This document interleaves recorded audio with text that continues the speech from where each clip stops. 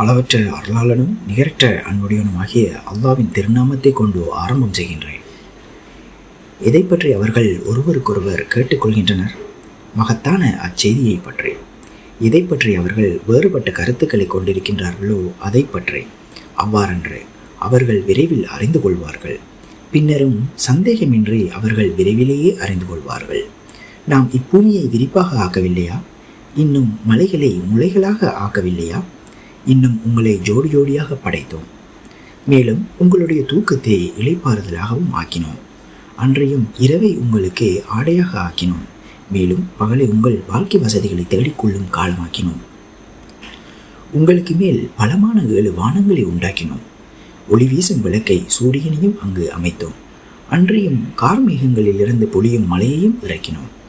அதை கொண்டு தானியங்களையும் தாவரங்களையும் நாம் வெளிப்படுத்துவதற்காக, கிளைகளுடன் அடர்ந்த சோலைகளையும் வெளிப்படுத்துவதற்காக.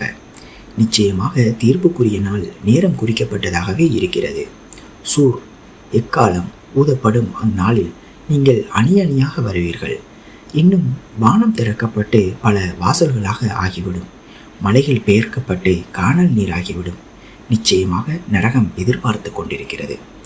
வரம்பு மீறியவர்களுக்கு தங்குமிடமாக, அதில் அவர்கள் பல யுகங்களாக தங்கியிருக்கும் நிலையில் அவர்கள் அதில் குளிர்ச்சியையோ குடிப்பையோ சுவைக்க மாட்டார்கள், கொதிக்கும் நீரையும் சீளையும் தவிர. அதுதான் அவர்களுக்கு தக்க கூலியாகும். நிச்சயமாக அவர்கள் கேள்வி கணக்கில் நம்பிக்கை கொள்ளாமலேயே இருந்தனர். அன்றையும் அவர்கள் நம் வசனங்களை பொய்யென கூறி பொய்யாக்கி கொண்டிருந்தார்கள். நாம் ஒவ்வொரு பொருளையும் பதிவட்டில் பதிவு செய்து வைத்திருக்கின்றோம். ஆகவே சுவையுங்கள், வேதனையை தவிர வேறு எதனையும் உங்களுக்கு நாம் அதிகப்படுத்த மாட்டோம் என்று அவர்களுக்கு கூறப்படும். நிச்சயமாக பயபக்தி உடையவர்களுக்கு வெற்றி பாக்கியம் இருக்கிறது. தோட்டங்களும் திராட்சை பழங்களும் ஒரே வயதுள்ள கன்னிகளும் பானம் நிறைந்த கிண்ணங்களும் இருக்கின்றன. அங்கு அவர்கள் வீணானவற்றையும் பொய்ப்பித்தலையும் கேட்க மாட்டார்கள். இது உம்முடைய இறைவனிடமிருந்து அளிக்கப்பெறும் கணக்குப்படியான நன்கொடையாகும்.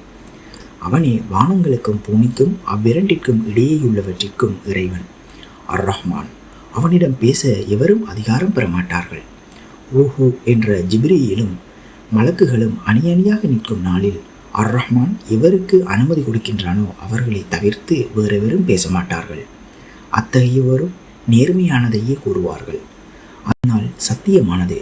ஆகவே எவர் விரும்புகிறாரோ அவர் தம் இறைவனிடம் தங்குமிடத்தை ஏற்படுத்திக் கொள்வாராக. நிச்சயமாக நெருங்கி வரும் வேதனையை பற்றி உங்களுக்கு எச்சரிக்கை செய்கிறோம்.